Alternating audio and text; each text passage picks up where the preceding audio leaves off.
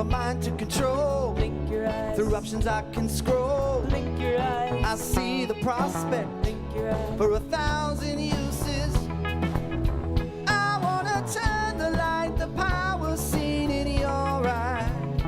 In your eyes. For your eyes only. The red team.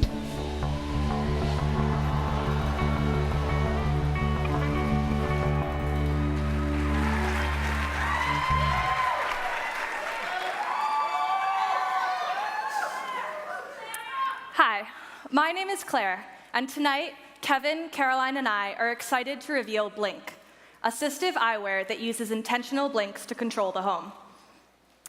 Our product is aimed at users with advanced neurodegenerative diseases, like ALS, and it fits into a larger ecosystem of smart home devices. Recent advances in technology include a highly customized assisted living facility designed by local architect and ALS patient Steve Sailing, shown here wearing Blink. These earlier solutions, though, are inaccessible for most patients, as they are expensive and complicated to set up. ALS is a progressive disease, leading over time to a complete loss of voluntary motor function and speaking ability. Basic tasks we take for granted, like changing the channel on the television or raising the lights in the room when it gets dark, become time-intensive processes that require caretakers' help. Eye muscle control is one of the last movements left.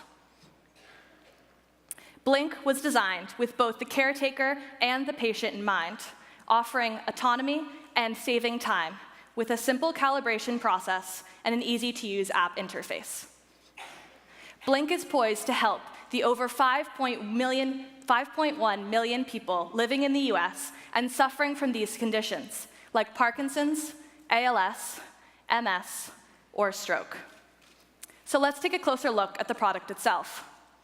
Blink has two key components, the integrated frames and the control module. When the caretaker places the glasses on the patient's face, the patient will queue up a cascading auditory menu by closing their eyes for 3 seconds. Blinking at the appropriate time will then relay a signal to a smart home device, like Amazon Echo or Google Home. Blink offers autonomy, independence, and reliability to those who need it the most. The primary value of Blink is the ability to recognize a user's intent. The patient's Blink provides a binary input that allows users to control many aspects of their environment.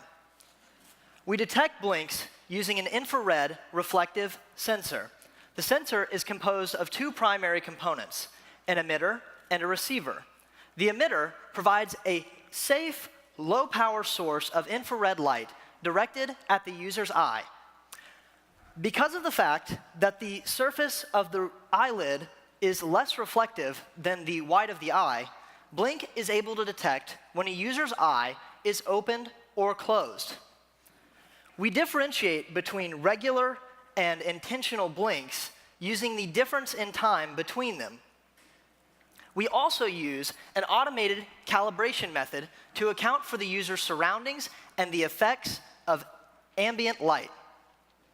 After our system detects a blink, it transmits that input to a mobile app. This communication is handled by our control module, which contains Blink's battery, a standard microcontroller, and a low-energy Bluetooth module. The box connects to the glasses with a lightweight, comfortable cable and can be attached to a wheelchair or bed using Velcro or a clip. Ensuring the safety of Blink was a top priority. Relative to industry standards, Blink has a safety factor of 10, calculated based on the distance of the sensor from the eye, the angle of the sensor relative to the eye, the intensity of the sensor, the infrared distribution of the emitter, and many other factors that we determined would be the most important to making sure that Blink is a safe product for our users. Blink is a simple and, most importantly, safe product. Blink comes with an app that communicates with smart home devices. Upon receiving the product, the caretaker can customize Blink in the device menu, such as enabling the controls for a device or adding a new one. Now let's welcome to the stage one of our team members, Tammy, who will be doing a live demo of Blink shortly. For the setup, Claire will place Blink on Tammy and open the app to start the calibration process. During the demo, you will see that Tammy will close her eyes for 3 seconds to activate the cascading auditory menu, which will cycle through the list of devices. To select an option, she blinks for half a second. Choosing TV will give her another set of options, and once she makes her final selection, the app will voice that command to a smart home assistant, like the Amazon Echo.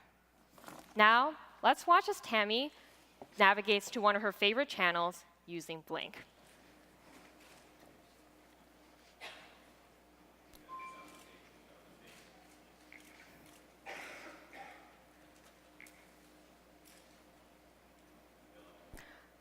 So currently, Claire is calibrating Blink to Tammy.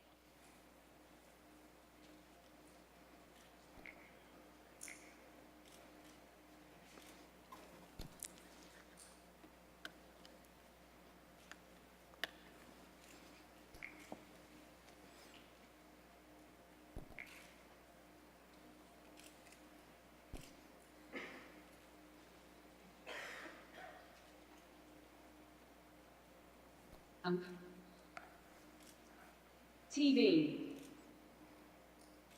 Play. TV on. TV off. Favorites.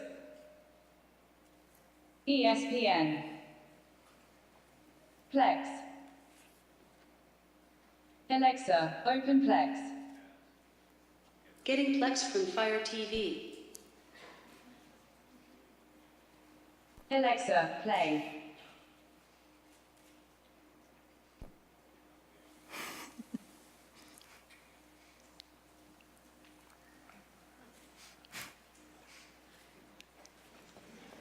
It's talking to server. Lamp.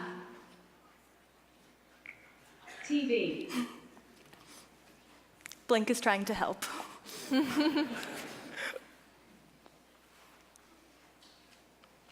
Okay, so here you would be seeing just a short clip of a news show or whatever we're looking for.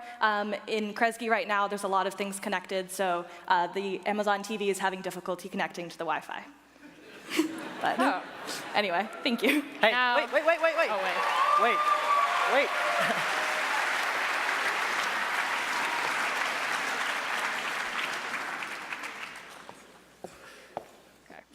Well, thank you to Tammy and Claire for trying to demo Blink's TV functionality.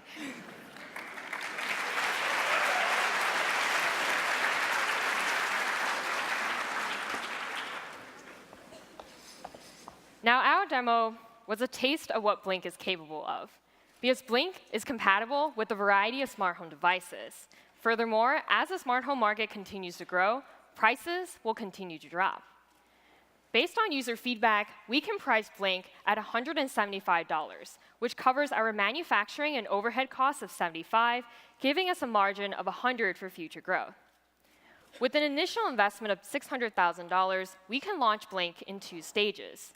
In the first 2 years, we will only sell Blink to nursing homes and hospitals, partnering with local ones like the Spalding Center. This will allow us to focus on improving Blink, adding more features that our patients want. In year 3, we can license Blink to an assistive technology distributor like Infogrip, leveraging their established distribution channels. By year 5, Blink can potentially help over 25,000 patients regain autonomy. perhaps one of our most important mentors has been Steve Sailing, whose feedback has been invaluable during the development of Blink. Tonight, we would like to show you a video of Steve using Blink for the first time. I have experienced firsthand with my customized home how life-changing it is to live almost independently with the power of technology. I believe that Blink has the potential to help many more people like me all over the world. Light 1. Light 3. TV. Call for nurse.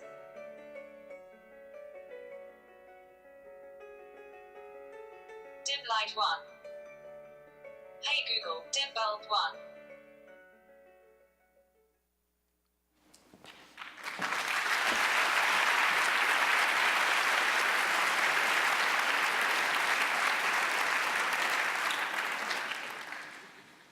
So, until medicine proves otherwise, technology is the cure. Blink returns independence to those who crave it the most. With a simple blink of an eye. Thank you.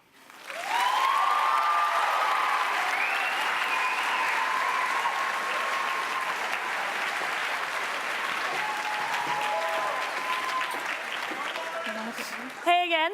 Again, please remember if you want to use the hashtag 009super, we'll take your questions from Twitter. And I'm actually going to start with one. How is Blink compatible in older patients who might already wear glasses?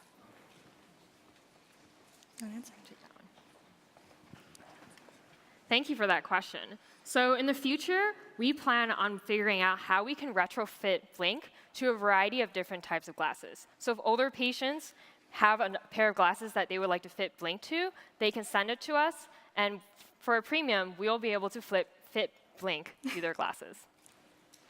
Thank you. Question over here? Yeah. What type of studies did you guys do about how many smart devices are in an average home, and how long would the average user have to wait for the scanning menu to get to their option?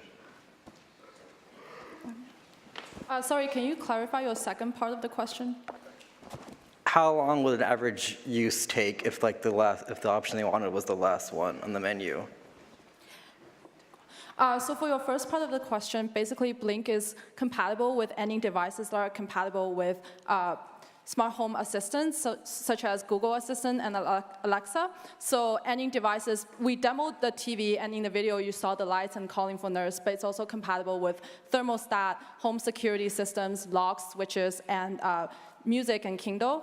And for the second part? Yeah, so you're able to see a couple of our screens of what our app looks like, but we would allow the caretaker to be able to shuffle around the order of what they're prioritizing, and also enable and disable which options they want. So that way they can have the shortest path to what they're trying to enable.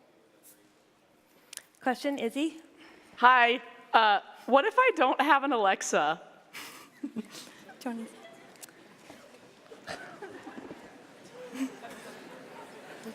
You know, I empathize because right now, I don't have an Alexa either.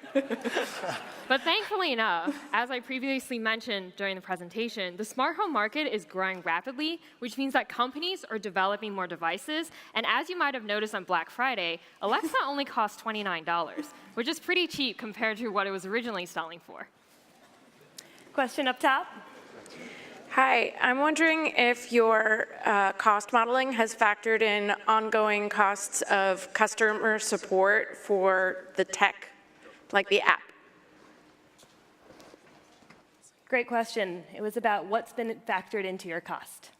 Yeah, so I would agree that perhaps one of our most significant costs is marketing and customer service, given that we are going essentially door-to-door to nursing homes and hospitals in the first 2 years. And then later on, once we license that to an assistive technology distributor, they will be able to help us lower that cost. Thank you. Question over here. What were some of the ways you explored as far as distinguishing between an accidental blink and an intentional blink? Lauren, do you want to answer? So as we mentioned previously in the presentation, that an intentional blink is significantly longer than an unintentional blink. And in our calibration setup, we have a time which would indicate when an intentional blink was done. And as you can see from the demo, Tammy actually blinked many times throughout the presentation, but was only activated when she held the blink for approximately 0.5 seconds. Thank you. Are you planning on getting your device FDA compliant so it can be paid for by health insurance? And does that mean you have to think about accidental triggering or robustness of the device? And to start that question, is your product a medical device? So it's more of an assistive technology device rather than a medical device. We base a lot of our safety calculations based on previous products such as Google Glass. There has been a lot of research done at industry standard where the intensity of the IR light must be below 100 watts per meter squared, which is what we base our safety factor off of. And in terms of being covered by insurance. In terms of being covered by insurance. Yes, we are working on trying to get some sort of approval so that perhaps in the future, insurance companies will be able to cover a part of this cost. Thank you. Last question up here. Up here. Thank you very much. I know there was a French novel written called The Diving Bell and the Butterfly using blinking, and I'm wondering if your product is able to keyboard.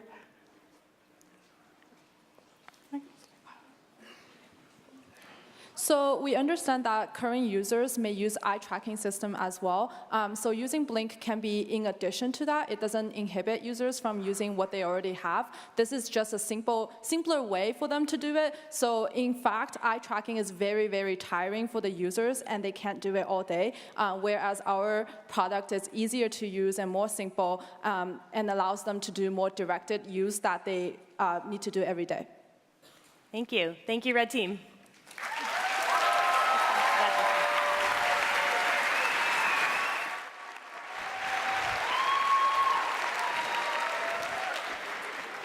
Terrific work, Red Team, and you really got to admit, they hit the bullseye with Blink. You know, I can keep on doing eye puns, but they're just going to get cornier and cornier.